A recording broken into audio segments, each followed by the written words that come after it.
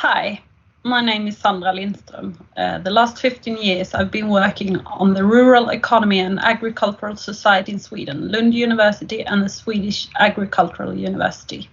My presentation is about effects of bees and pollination on yield and quality of rapeseed. Apart from crops from the grass family, for example rice, corn and cereals, the majority of crops are insect pollinated. And oilseed rape is the one of these grown on the largest area globally. Oilseed rape can be pollinated through selfing, wind, and insects. The flowers of oilseed rape has morphological traits that are known to be adaptations to insect visits. They are open, bright yellow, and produce sticky pollen and sugar-rich nectar in high volumes. The pollen is produced in the 6 anthers at the top of the flower, while nectar is secreted from the 4 nectaries, one seen here, marked with a red arrow, as a green dot at the base of the flower. The flowers are visited by a large range of insects that collect pollen and/or nectar to fulfill their dietary needs.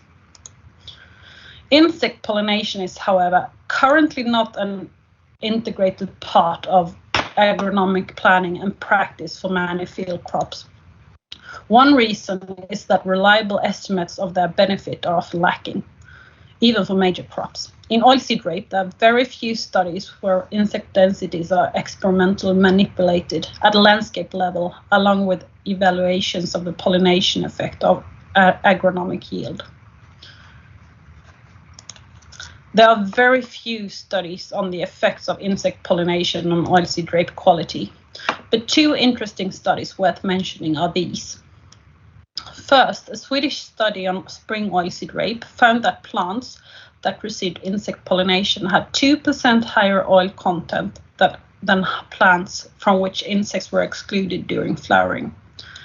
This effect has been suggested to be caused by higher seed fitness due to the outcrossing that insect pollination leads to.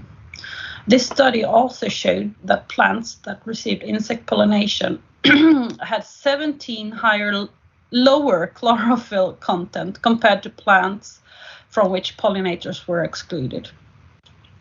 This could be caused by that poor pollination in the absence of pollinators gives an extended flowering period as the plant invests in new flowers. And this can result in more uneven ripening with more green seeds in the yield. In the second case, from a study performed in Italy, winter oilseed rape grown in closed or open net cages produced 7% higher oil content in plants grown in open cages and thereby received insect flower visits compared to plants from closed cages without insects.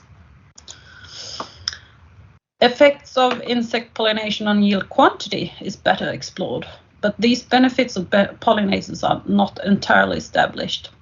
A few studies have shown no effect at all on yield quantity, while other studies have found 10 to 50% yield increase in the presence of insect pollinators. Various techniques and methods are used to study insect pollination in oilseed rapes, from studies on single flowers to full-scale landscape studies. The existing studies also vary in which cultivars that are tested and what pollinator flower visitors rates are used. For example, and this can be the cause of the variable findings. Few studies are performed under field conditions in entire fields with landscape characteristics and insect densities considered. But a few years ago, we assessed the benefits of insect pollination in entire fields of oilseed rape in 12 replicated landscapes in South Sweden. We used more than 600 honeybee hives to manipulate honeybee densities at the landscape level. Half of the fields got added honeybee hives and about 2 honeybee hives per hectare, while the other half were controlled for absence of honeybees. We found that adding honeybees increased the yield of oilseed rape, but the effect was dependent on what cultivar type that was grown. So in fields with open pollinated cultivars, which was Galileo, Epur, and alpaca in this case, yielded about 11% or about 450 kilograms per hectare more when honeybees were added to the field than when honeybees were absent. We found no effect at all on honeybee addition for the hybrids, which was Compass, Excalibur, and X-Power. An alternative way to interpret this interaction between cultivar type and honeybee addition is that yields from hybrid cultivars and open pollinated cultivars were similar in control fields, whereas the yield of open pollinated cultivars was about 9% or about 370 kilograms per hectare higher than that of hybrid cultivars when honeybees were added to the fields. We found similar pattern in a field cage experiment in northern Italy. The open pollinated cultivar Catalina got almost 20% higher yield when insects were allowed to visit the flowers compared to when pollinators were excluded from the plants by net cages during flowering. The yield of the hybrid cultivar Excalibur and the dwarf hybrid cultivar was not affected at all by insect pollination. Other studies have indeed found yield increases also in hybrid cultivars. These experiments have often been performed with several cultivars grown in a small area, which gives other conditions for outcrossing between cultivars than under field conditions with a single cultivar grown on a large area. Also, the observed pattern could be a cultivar effect rather than a cultivar type effect. We have only tested a small fraction of the large number of cultivars on the market. It's unknown whether the benefits of heterosis in hybrid cultivars can compensate for lack of pollination by, for example, increased pollen vigor, pollen productivity, or increased self-compatibility, or vice versa, whether access to good pollination conditions may change the relative productivity of the cultivar. The market for oilseed rape cultivars has changed dramatically the last decade or so, with hybrids almost entirely replacing open pollinated cultivars.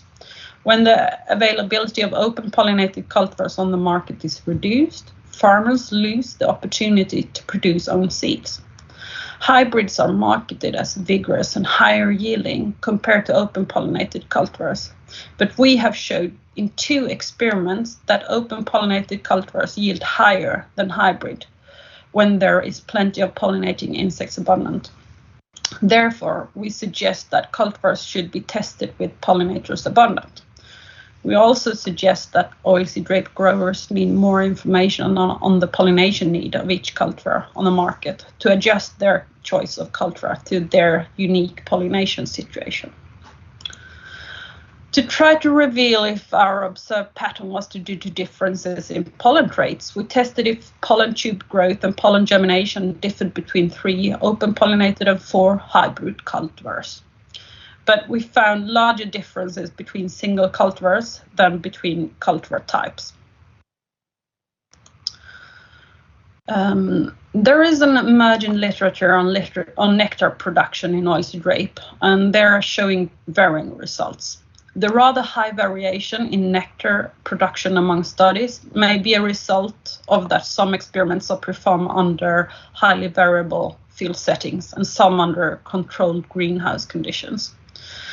Nectar production is partially genetically controlled and is possible to select for, which may give breeders the opportunity to include nectar traits in future breeding programs. In a British study performed by Carruthers with some colleagues in 2017, the nectar production of a total of 24 cultivars representing the 3 different breeding types, hybrids with male cytoplasmic sterility, CMS, or male genomic sterility, GMS hybrids, and open pollinated, OP cultivars were examined. Carruthers found that GMS hybrids produced more nectar and more sugar per flower than both CMS hybrids and open pollinated cultivars. When the number of flowers per plant was taken into account, GMS hybrids produced 1.7 times more nectar than OP cultivars per plant.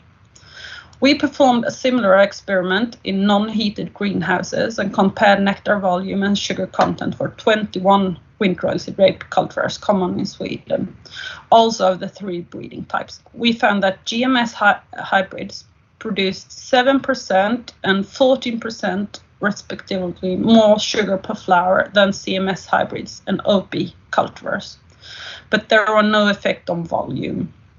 Carruthers with colleagues suggest that the higher nectar production in GMS hybrids may be caused by a heterosis effect that leads to larger and more active nectaries. All CMS hybrids that we tested here had genetic material from radish, which has less developed nectaries, which may be a possible explanation for the pattern we found. And what does this mean? A higher amount of sugar per flower means that a greater reward for pollinating insects. The pollinating insect community can have a higher net energy that in turn may contribute to increased reproduction. For honeybee keepers, knowledge of this, the nectar production of a winter oilseed rape, can provide a better basis for deciding where to place their honeybee hives during the flowering for optimal honey production. But a higher amount of sugar per flower doesn't have to lead to improved pollination. An interesting question for future research is whether the number of flower visits is affected by a higher sugar content per flower, and whether this in turn affects pollination and then oilseed rape yield, quantity and quality. Apart from interactions between insect pollination and cultivars, there are other interesting interactions involving pollinators and crop management. In the Italian cage experiment I showed earlier, we found a non-significant tendency that the effect of insect pollination on yield increased with decreased levels of nitrogen fertilization. Increased levels of nitrogen may therefore compensate for lack of pollination, but this needs to be further studied. Negative effects of insecticides on bees have been widely acknowledged in media, but the relationship between insecticides and bees are quite complicated. We found more pollinators in spring oilseed rape flowers that was treated with insecticides against pollen beetles during bud stage than in untreated oilseed rape.